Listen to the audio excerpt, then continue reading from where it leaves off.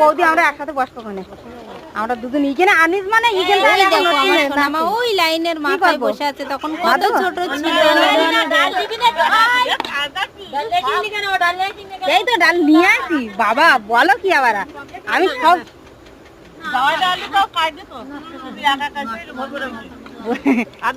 আমি তো ইয়েতে ছিলাম পিয়ালি পিয়ালি। এই দেখো আমার ছোট মা তখন কত ছোট ছিল, আমার দিদুন যখন মারা গেছিল।